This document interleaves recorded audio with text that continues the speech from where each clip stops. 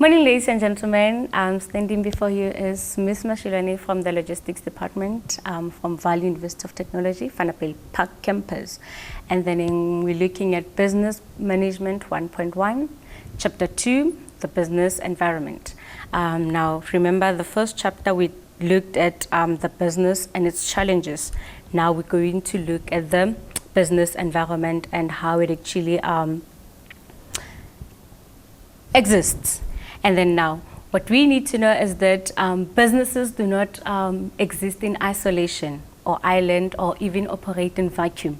They are actually affected by both forces from within and those outside of them. Hence, they're actually called open systems. Now, each organization has a different or even unique environment. Now, we're going to look at the systems approach.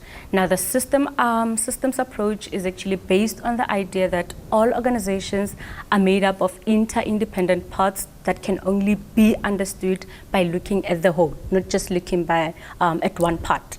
Now, any system consists of three components, namely your inputs, your processes, as well as your outputs. Now, when we are talking of inputs, we're taking of all the things which are brought in an organization from the environment. Basically, your four factors of production: your natural resources, your human resources, capital, as well as your entrepreneurship.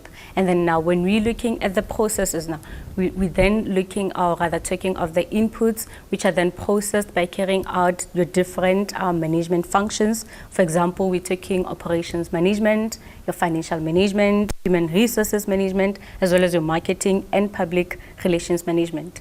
And then now, when we're taking your outputs, we're taking the end result in the form of your goods or services. And then now, the most important thing that we need to know is that if any part of the system is not functioning well, it will actually affect the functioning of the whole organization. So basically that is that. That's why we say it is a systems approach. You look at the whole.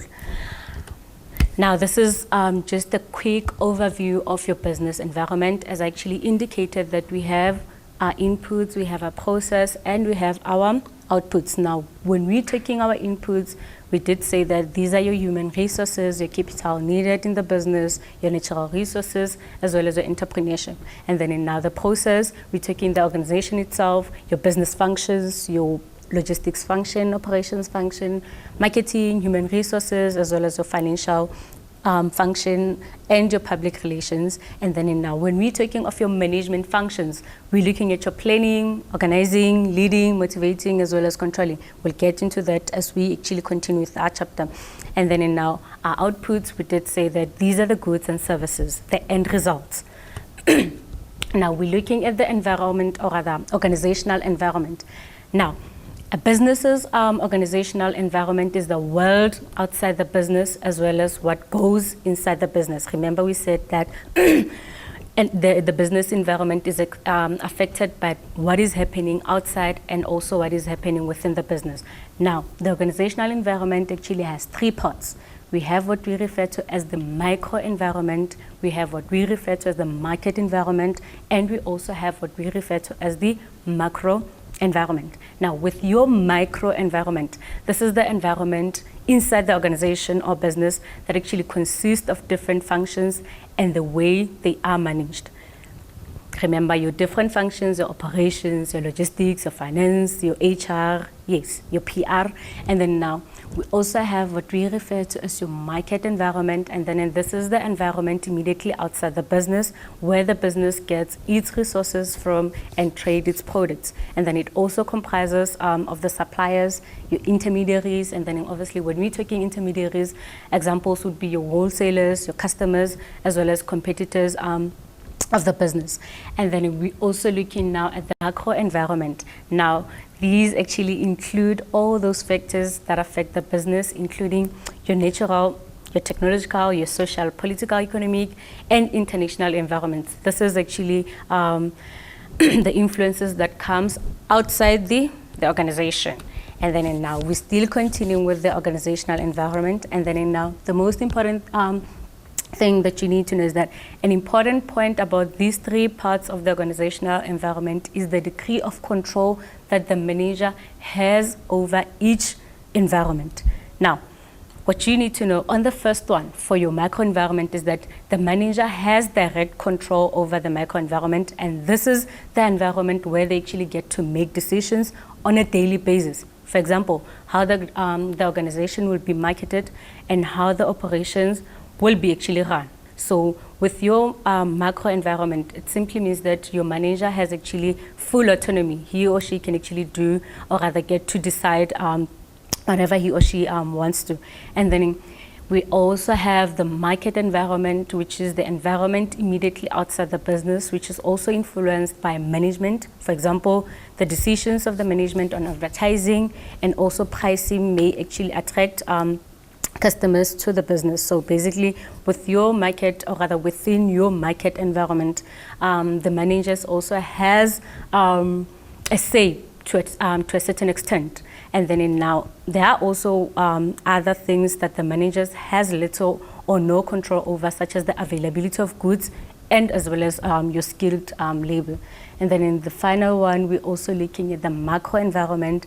And then now here, the organization can actually be seen as a victim of this environment, because now managers actually have very little or no control over events on the national or even international level. Because now, for example, the managers within the organizations do not have any control over the exchange rates, your GDP, your whatsoever. So basically that is our macro environment. And then now we're looking at the micro environment. Now the business functions. Now these are also known as the internal, or rather this is also known as the internal environment, the micro environment. It includes business functions, as I actually indicated earlier on, your operations, your logistics, finance, human resources management, marketing and public relations. And then in the management task, as I also indicated earlier on, your planning, organizing, motivating, leading and controlling, which are actually involved in running an organization.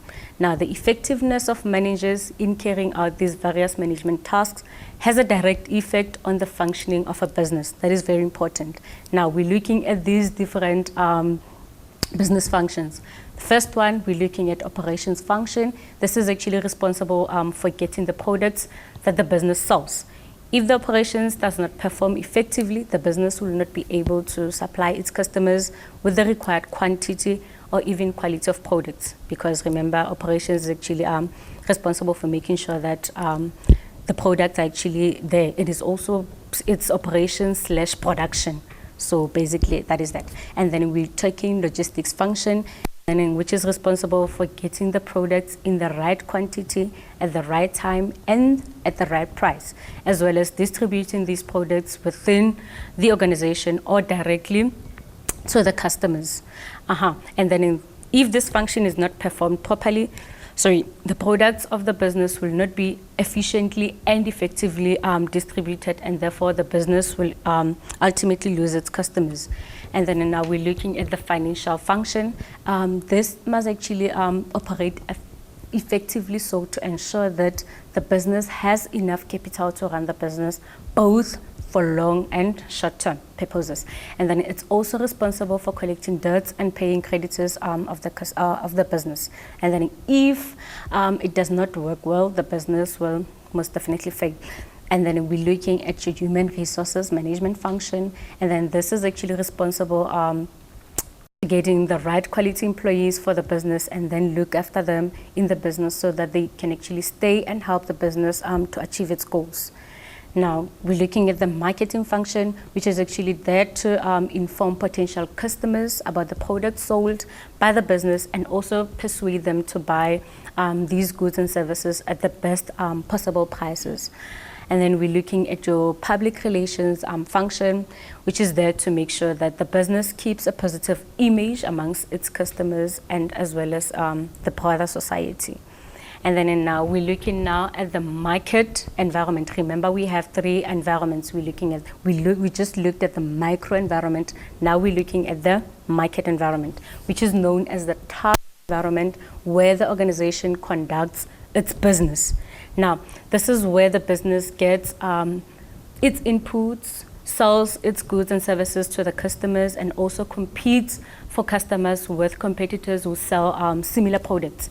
Now, we also have suppliers, and then these are other businesses that give the business raw materials if it's a manufacturer, and goods, of course, if it is a retailer.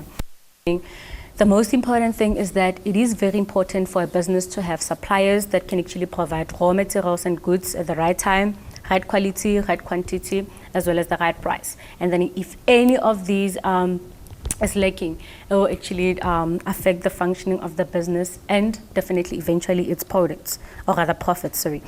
And then now we're still continuing with our market environment, and then we also have what we refer to as intermediaries.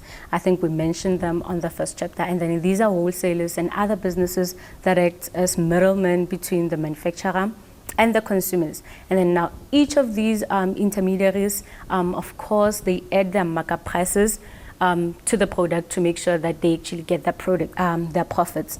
And then the more the intermediaries, the more the expensive the product becomes. Because now remember, each and every intermediary, they add their markup price so that they can actually obtain profit at the end of the day. And then in competitors or other businesses, these are other businesses that sell the same or similar products or services. And then we also have, of course, our customers or even patrons. These are the people who buy the organization's goods and services from the general public, other businesses, non-governmental organization, or from the government as well, because remember, the government is also a customer. And then now we're looking at the last environment, which is the macro environment. Now, remember we said that the macro environment include all the factors on the national and international level that affect the success of the business. Now, the manager, like as we indicated earlier on, they have very little autonomy over this particular environment, and the best they can actually do is to actually predict and deal with the consequences of whatever that is happening within this particular environment. And then they actually include your natural environment, we're talking technological environment, your social environment, and then now just to quickly have a look at what is the natural environment. This actually includes the availability of your natural resources, which are your raw materials, your climate, weather patterns, and natural disasters. And then now, obviously, when we're talking technological environment, the main key concepts here, we're talking invention as well as innovation. Now, when we are talking invention, this is the discovery or creation of new products or process. Of innovation, we're talking now the process through which new ideas and invention becomes a reality. Now, the most important thing that we need to know is that a business that fails to keep up with the developments in the technological environment cannot remain competitive and will be overtaken by its competitors.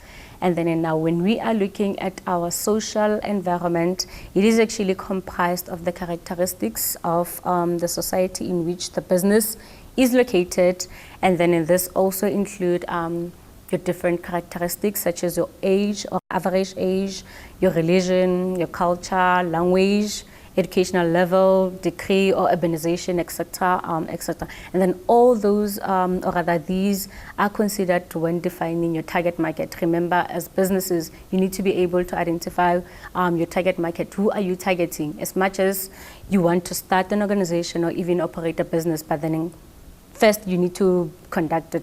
Probably your market research and also identify your target market. And then now we're looking again at your political environment. This is an environment where political parties actually compete for power. And then the political environment determines or influences how society functions in general. For example, you have your legislations, laws, which are made by your political parties. The most well-known one, your BE policies, your labor laws, your labor pertaining to taxes, and so on. And then we also have economic environment, which is a complex sub-environment with many factors that actually impact businesses in different ways. This environment is directly linked to the profit and survival of the business. And then remember, under your economic environment, that is where you have issues like your GDP, your interest rate, your exchange rates, and so forth. And remember, businesses definitely do not have any control over those issues. And then we also look at what we refer to as SWOT analysis. And then now, in order to stay competitive and manage the impact of factors in the macro, or rather in the environment, a business needs to analyze both the internal and the external environment in which they are operating in. And then this is done through the well known as your SWOT analysis. And then the process actually involves analyzing the internal strengths. This is US, which stands for strengths. And then in here, we're looking at what the business is actually good at. And then when we're looking at the business's weaknesses, we're looking at what needs to be improved in the business. And then now when we are looking at the external environment, it is actually analyzed by identifying the business's opportunities and the threats. And then now when we're looking at the opportunities, we're looking at prospects that the business could actually use to grow and make more profits. And then of course, when we are talking of threats, we're looking at factors that could actually stop the organization from growing and making profit. And having said that, ladies and gentlemen, this brings us to the end of our chapter.